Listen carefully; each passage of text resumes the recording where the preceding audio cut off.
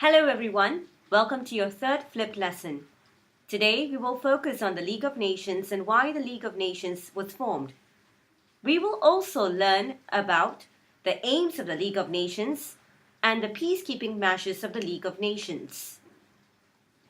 The genius behind the idea of the League of Nations was Woodrow Wilson. Woodrow Wilson, the American president, had seen how international relations based on the balance of power had failed and dragged nations into war. A conflict between Austria-Hungary and Serbia, two countries in Europe, had turned into a worldwide conflict. It also caused political instability and caused the empires to break apart.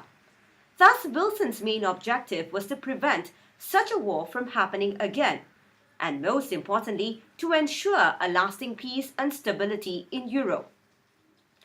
Wilson's aim was to create an organization that would solve international problems without resorting to fight.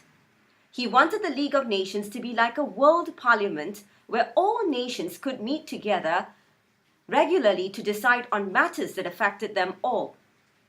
The British leaders, on the other hand, didn't think that there was a need for members of the League of Nations to meet regularly. They felt that the League of Nations should be a simple organization that would just get together during emergencies. France, on the other hand, proposed that the League of Nations should have its own army. In the end, it was President Wilson's idea which won. All major nations would join the League of Nations, and they would work together to prevent wars and conflicts through international cooperation, open, just, and honorable relations. Wilson also called for all members of the League of Nations to disarm, so that the ability of nations to wage wars would be reduced. He also insisted that nations accept the decisions made by the League of Nations. If any member chose to go to war and act aggressively, other members were to stop trading with it and send troops if necessary to stop the offending nation.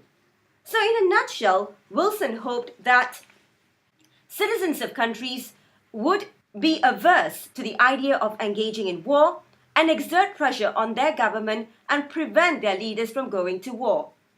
However, the question remained whether nations would really do what the League of Nations proposed, that is, achieve collective security. Now that we have looked at the aims of the League of Nations, let us look at the structure of the League of Nations.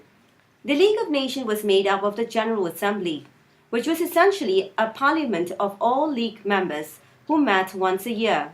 Then there was the Council, which consisted of 4 permanent members, namely Britain, France, Italy, and Japan, and 4 non-permanent members who were elected for a 3-year period.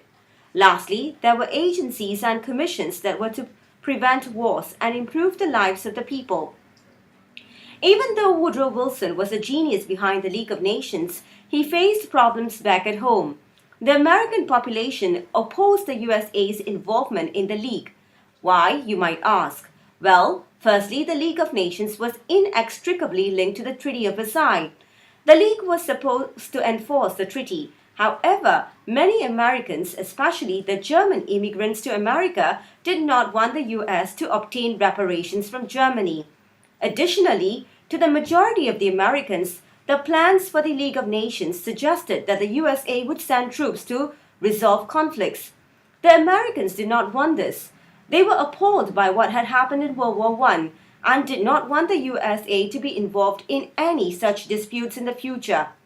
Still, other Americans were worried about the economic cost of joining the League of Nations. The LON officially opened for business in January 1920. It sought to resolve the international conflicts using the following peacekeeping strategies. Firstly, through military sanctions. This involved the League of Nations imposing arms embargo to cut the supplies of aggressors so that they would not be able to continue with the war. Next, through arbitration. The League of Nations acted as a mediator to resolve conflicts. Last but not least, the League of Nations used moral persuasion. Nations were to work together to pressurize offending nations and stop them from acting aggressively. Having understood the aims and the peacekeeping strategies of the LON, let us end this video with a question. Just how successful was the LON in keeping the peace in the 1920s?